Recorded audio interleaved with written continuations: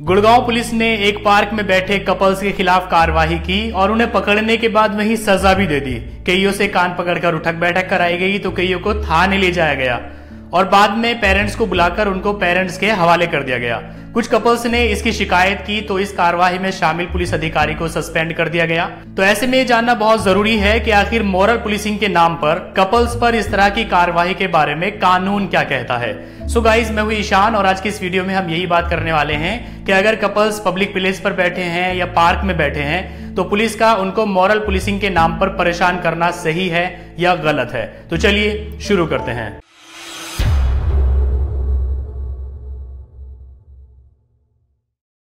कानून में कहीं भी इस बात का प्रोविजन नहीं है कि अगर कपल साथ साथ घूम रहे हैं या फिर पार्क में या दूसरी पब्लिक प्लेस पर बैठे हैं तो उनके खिलाफ कार्रवाई की जाए।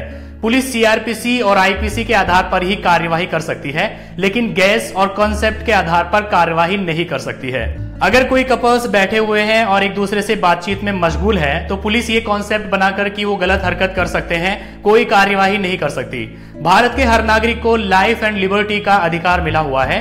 कॉन्स्टिट्यूशन के आर्टिकल 21 का दायरा बहुत बड़ा है। आर्टिकल 21 के तहत लाइफ एंड लिबर्टी का फंडामेंटल राइट मिला हुआ है। इसका मतलब साफ है कि हर शख्स को यह अधिकार है कि वो अपनी मर्जी से जिंदगी गुजारे, अपनी मर्जी से जैसे चाहे रहे, जैसे चाहे खाए, जैसे चाहे पिए और जैसे चाहे वो घूमे।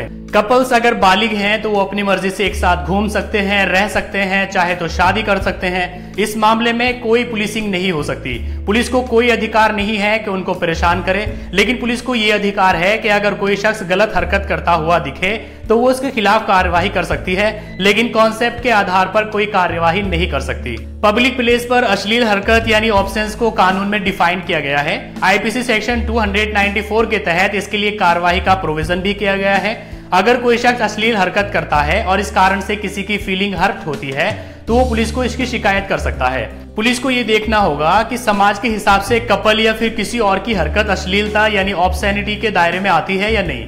अगर पब्लिक प्लेस पर कोई अश्लीलता करता है और अपनी हदें पार करता है तो उसके खिलाफ कार्रवाई की जा सकती है।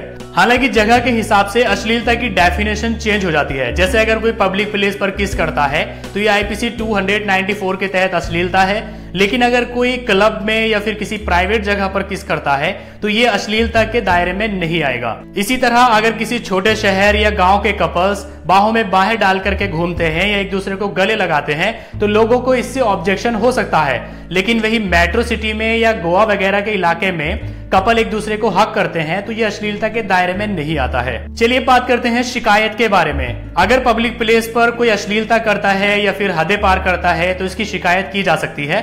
अगर पार्क में कपल कुछ ऐसी हरकतें करते हैं जो अश्लीलता के दायरे में आती है तो पार्क में बैठे दूसरे लोग पुलिस से इसकी कंप्लेन कर सकते हैं। ऐसी हरकत करने वालों के खिलाफ आईपीसी सेक्शन 294 के तहत कार्रवाई हो सकती है और मामले में दोषी पाए जाने पर आरोपी को 3 महीने तक की सजा का प्रोविजन किया गया है। सो गाइस, आज की इस वीडियो में आपने जाना कि कपल्स अगर पार्क में बैठे हैं या किसी पब्लिक प्लेस पर बैठे हैं और वो कोई ऐसी हरकत नहीं कर रहे हैं जो अश्लीलता के दायरे में आती है तो पुलिस उन पर कोई भी कार्यवाही नहीं कर सकती है।